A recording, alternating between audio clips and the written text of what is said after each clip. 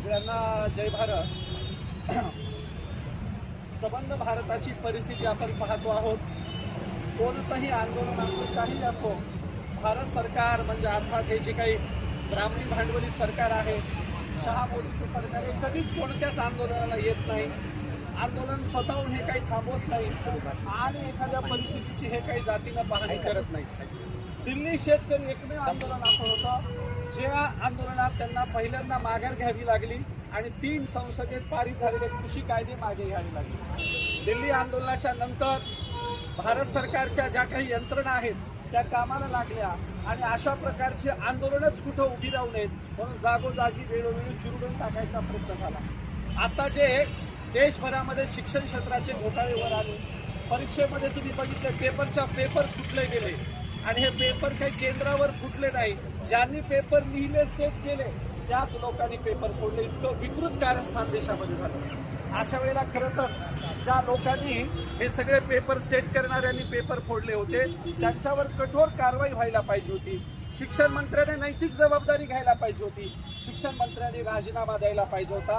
पण अत्यंत हलकट स्वभावाचे हे राजकीय लोक आहेत, अत्यंत नीच मनोवृत्तीचे हे राजकीय लोक आहेत। यांनी राजीनामा तर दिलाच नाही, उलट हे अत्यंत गोंडसपणाने या सगळ्या व्यवस्थेचं समर्थन करतात आणि म्हणून या देशासाठी अत्यंत लाजिरवाणी बाब आहे। अहो, देशभरात किती विद्यार्थी मेले असतील ते सोडा, आपल्या गंगाखेडच्या एका विद्यार्थ्याने सुद्धा आत्महत्या केली, त्याला सुद्धा आपलं बलिदान द्यावं लागलं। हिंगोलीच्या परिसरात एक आत्महत्या झाली। नागपूरमधली तर मुलाखत आली आहे, मुलाखत। नागपूरमध्ये अपंग असणारे आई वडील आपल्या मुलीच्या भरोशावर होते की मुलगी माझी पास झाली, नोकरीला लागली तर तिला काहीतरी मिळेल, परंतु त्या मुलीने देखील नागपूरमध्ये आत्महत्या केली। देशभरामध्ये विद्यार्थ्यांच्या आत्महत्या झाल्या, याबद्दल सरकारला काही वाटलं नाही। आत्महत्या झालेल्यांच्या घरी सुद्धा हे लोक गेले नाही, परंतु आपल्या देशामध्ये अशा प्रकारचा सत्यानाश यांनी सुरू केला आहे। म्हणून देशाचं अत्यंत संवेदनशील व्यक्तिमत्व, देशाचे सर्वोच्च शास्त्रज्ञ, आता जाधव सरांनी सांगितलं की ज्यांच्याबद्दल सांगावं तेवढं कमीच आहे, असे सोनम वांगचूक नैतिकता म्हणून, संवेदनशीलता म्हणून उपोषणाला बसले। त्या मैदानावर विद्यार्थ्यांच्या भेटीला गेले आणि सांगितलं मी तुमच्यासाठी आहे। गेले 14-15 दिवस झाले उपोषणाला बसलेले आहेत। आता देश अत्यंत संवेदनशीलतेकडे वळतो आहे, कारण त्यांच्या उपोषणाच्या हा टाइम पिरियड त्यांच्या धोका पातळीच्या पुढे गेलेला आहे।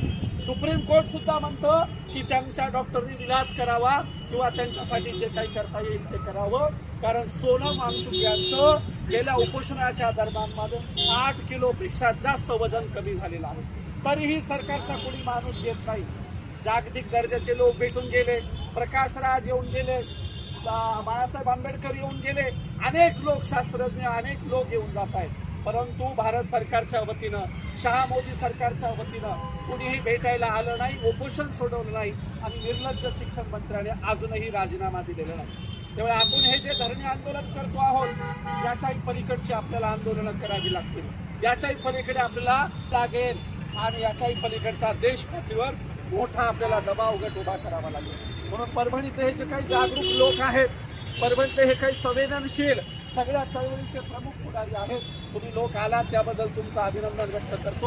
हा लढा आपल्याला असाच चालू ठेवायचा, हा लढा ब्राह्मणशाहीच्या भांडवलशाहीच्या विरोधात उभा करायचा आहे, हा लढा या देशाच्या नैतिकतेसाठी उभा करायचा आहे, विद्यार्थ्यांच्या बाजूने उभा करायचा आहे। सगळ्या क्षेत्रात हानागोंदी माजलेली आहे, सगळ्या क्षेत्रात वाटोळ करायचा कार्यक्रम चालू आहे, राज्य पातळीपासून देश पातळीपर्यंत। आता तर तुम्हाला माहिती आहे आपल्या बाजूने सगळे खासदार घ्यायचे आणि देशाचे कायद्याच्या कायदे बदलून टाकायचा असाही कार्यक्रम देशामध्ये सुरू चालू आहे। तुम्ही बघितलंय शक्तीपीठासाठी सुद्धा लोकांनी प्राणांचं बलिदान द्यायला तयार झाले, तरी शक्तीपीठ देखील कॅन्सल झालेलं नाही। आणि म्हणून अशा पद्धतीच्या सगळ्या समस्यांसाठी आपण एकत्रित येऊन हा लढा कायम ठेवूया। सोनम वांगचूक यांच्या पाठिंबा आम्ही दर्शवतो आहोत। शिक्षण मंत्री राजीनामा देईपर्यंत हे आंदोलन चालू राहील असं सांगतो आणि या ठिकाणी थांबतो। धन्यवाद। जय भारत।